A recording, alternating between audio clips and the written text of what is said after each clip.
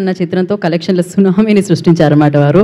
So director Buchibabu గారిని మాట్లాడాల్సిందిగా కోరుకుంటున్నాం. అందరికీ నమస్కారం అండి. నా వెనకాల మా గురువు గారు ఉన్నారు, రుజి. పక్కన మేడం కూడా ఉన్నారు, లేకపోతే చెప్పబోతే తిడతారు మేడం.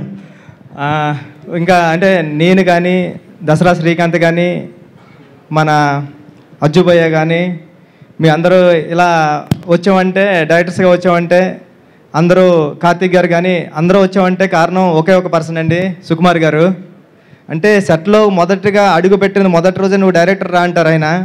నేను డైరెక్టర్ అయితే అనుకుంటాం, అంటే నువ్వు డైరెక్టర్ అయితే సినిమా ఎలా తీస్తావో అలా తీ అంటారు.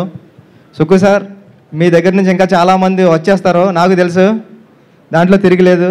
నాకు తెలిసి ఈ జనరేషన్లో ఇంతమంది డైరెక్టర్స్ని తయారు చేసే పర్సన్ ఎవరినో ఉన్నారంటే ఇంకొకరు కూడా ఉండాలని కోరుకుంటాం. కానీ మా గురువు గారి దగ్గర ఇంకా చాలామంది ఉన్నారు, వస్తూనే ఉంటారు. ఎప్పుడో గోవాలో ఉన్నప్పుడు చెప్పారు, ఒరే సుకుమార్ రైటింగ్స్ అని బ్యానర్ పెడతారనుకుంటున్నారా అని. అంటే అది ఇంత అవుతుంది, ఇంత పెద్దది అవుతుంది, సుక్కు సార్ దగ్గర నుంచి మేము ఇలా పడుతుంది, దాంట్లోంచి మేము పడతాం అన్నది ఎప్పుడు ఊహించలేదు Sukku sir. Thank you so much. Thank you sir. Music director Vijay మా కాకినాడే, సముద్రం పక్కన ఉంటున్నాడు కాబట్టి అంత మంచి మ్యూజిక్ వస్తుంది. ఇంకా పెద్ద మ్యూజిక్ డైరెక్టర్ అవ్వాలని, నేను కూడా వచ్చి సినిమా చేయాలని అడగాలని కోరుకుంటున్నా.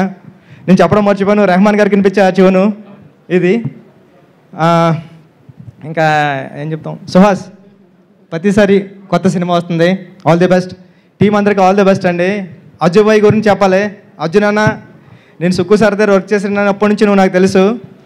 అంటే నేను మొట్టమొదటిసారిగా క్లాప్ బోర్డ్లో నాకు రాయడం దగ్గర నుంచి ఎడిటింగ్ బుక్లో ఎడిటింగ్ రాయడం నేర్పింది అర్జున్ అన్నే. నేను మానిటర్ చూస్తున్నా, ఆర్టిస్టులు ఎలా చేస్తారో ఒకసారి చూద్దామని వస్తుంటే డెప్ మీద కొట్టాను. నన్ను కొట్టి నువ్వు ఇంకెక్కడ రావడానికి టైం ఉందిరా, నువ్వు అర్జెంట్గా వెళ్ళి ముందు ఆ వర్క్లు చేయన్నాడు. అర్జున్ అన్న, నువ్వు కొట్టింది నాకు గుర్తుంది. నువ్వు కానీ తోట సీన్ అన్న కానీ సార్ దగ్గర ఎంత కష్టపడేవారో నాకు తెలుసు. అంటే 4:30, 5:30, 6:30 అయ్యేది, మళ్ళీ సార్ 8:30కి ఆఫీస్కి వస్తే 8:30కి వచ్చేసేవారు. మీరు అంత కష్టపడేవారు. మీలో 10% కష్టపడినా డైరెక్టర్ అయిపోవచ్చు అనిపించేది. ఆ 10%తోనే అయ్యాను డైరెక్టరు. మీరు 100% ఎఫర్ట్స్తో వస్తున్నారు. మీరు ఇప్పుడు ఎంత పెద్ద డైరెక్టర్ అవుతారో నాకు తెలుసు. ఎందుకంటే మీ కష్టం చూశాను. మీరు మాట్లాడుతుంటే నేను ఎమోషనల్ అయిపోయాను ఇప్పుడు. అంటే నాకు ఏడుపు వచ్చింది అక్కడ.